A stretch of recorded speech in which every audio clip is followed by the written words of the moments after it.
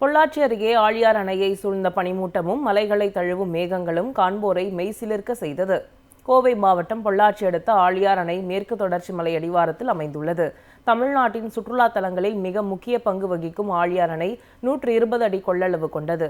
ஆழியார் அணையை காண தமிழ்நாடு மட்டுமன்றி ஆந்திரா, கேரளா உள்ளிட்ட அண்டை மாநிலங்களிலிருந்தும் சுற்றுலா பயணிகள் வந்த வண்ணம் உள்ளனர். தற்போது மேற்கு தொடர்ச்சி மலைப்பகுதியில் பனிமூட்டம் அதிக அளவில் காணப்படுவதால் அடிவாரத்தில் அமைந்துள்ள ஆழியார் அணையின் மேல்பரப்பில் உள்ள தண்ணீரை தழுவியபடி பனி படர்ந்து செல்கிறது. மேலும் கண்ணாடி போல மலையின் பிம்பத்தை பிரதிபலிக்கும் தண்ணீர் மலை மேகங்களை கடந்து செல்லும் காட்சிகள் அப்பகுதிக்கு வரும் சுற்றுலா பயணிகளின் கண்களுக்கு விருந்தாகவே அமைந்துள்ளது.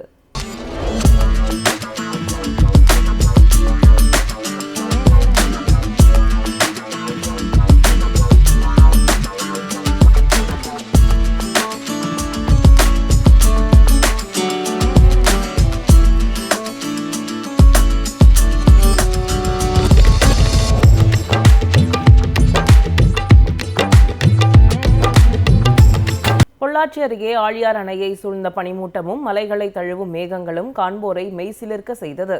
கோவை மாவட்டம் பொள்ளாச்சி அடுத்த ஆழியார் அணை மேற்கு தொடர்ச்சி மலை அடிவாரத்தில் அமைந்துள்ளது. தமிழ்நாட்டின் சுற்றுலா தலங்களில் மிக முக்கிய பங்கு வகிக்கும் ஆழியார் அணை 120 அடி கொள்ளளவு கொண்டது.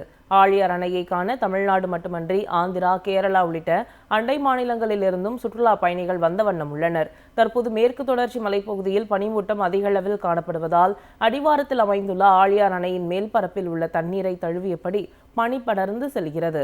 மேலும் கண்ணாடி போல மலையின் பிம்பத்தை பிரதிபலிக்கும் தண்ணீர் மலை மேகங்களை கடந்து செல்லும் காட்சிகள் அப்பகுதிக்கு வரும் சுற்றுலா பயணிகளின் கண்களுக்கு விருந்தாகவே அமைந்துள்ளது.